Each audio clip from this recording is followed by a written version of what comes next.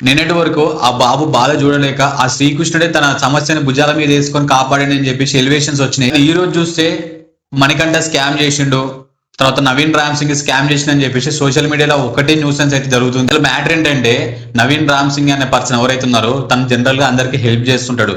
So ఇక్కడ కూడా SMA వచ్చిన ఆ బాబు ఎవరైతే ఉన్నారో శ్రీకృష్ణ అని వాళ్ళ పేరెంట్స్ తో మాట్లాడుకొని, సో నేను ఇలా క్రౌడ్ ఫండింగ్ చేస్తాను, తర్వాత నేను మీ దగ్గర నుంచి కొంచెం అమౌంట్ కూడా తీసుకుంటాను అని చెప్పేసి వాళ్ళ దగ్గర నుంచి దాదాపు ఒక 30 లక్షలని తీసుకున్నాడంట. తర్వాత ఇలా మనకంటే ర్యాపిడో యాప్ పైన కాంటాక్ట్ అయ్యి, సో ఇలా మనం కొన్ని స్క్రిప్ట్ వీడియోస్ అయితే చేయాలని చెప్పేసి వాళ్ళిద్దరు అనుకొని చేసినవి స్క్రిప్ట్ వీడియోలు. కృష్ణ వాళ్ళ అమ్మ ఆ బాబుని ఎత్తుకొని ర్యాపిడో ఎక్కిందో అదంతా స్క్రిప్టెడే.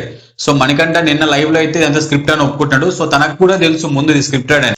ఇప్పుడు ఆ బాబుకు మంచి జరగాలని చెప్పేసి స్క్రిప్ట్ చేశారనుకోండి, అలా తప్పేం లేదు. ఎందుకంటే ఇప్పుడు ఏదైనా ఒక మూవీ కూడా పబ్లిక్ లోకి వెళ్ళాలంటే దానికి ఎంతో కొంచెం ప్రమోషన్ కూడా చేయాలి. సో ఇది కూడా అలాంటిదే అనుకోండి.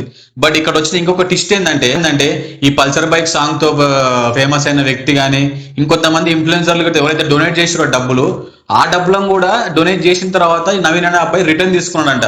సో అక్కడ అది మరీ గలీజ్ అనిపిస్తుంది. వాళ్ళ జేబుల నుంచి వచ్చిన డబ్బులు తను తీసుకోవడం కరెక్ట్ కాదని నా ఫీలింగ్. ఇక్కడ తప్పు అనేది నవీన్ రామ్ సింగ్ ఇది ఒక్కడిదే కాదు, మణికంఠది కూడా వస్తుంది. ఎందుకంటే అది స్క్రిప్ట్ అనే ఇద్దరికి ముందు తెలుసు. ఆ స్క్రిప్ట్ అనేది జనాలకు తెలియక నమ్మేసారు, కనెక్ట్ అయిపోయినాం. ఇప్పుడు ఎమోషనల్ కనెక్ట్ అయిపోయినాం. ఇప్పుడు ఆ స్క్రిప్ట్ అని తెలిస్తే కొంచెం బాధ అనిపిస్తుంది.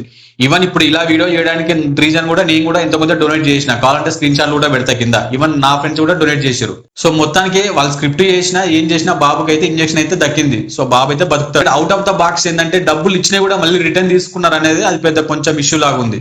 సో మీ ఒపీనియన్ కూడా కామెంట్ లో మెన్షన్ చేయండి.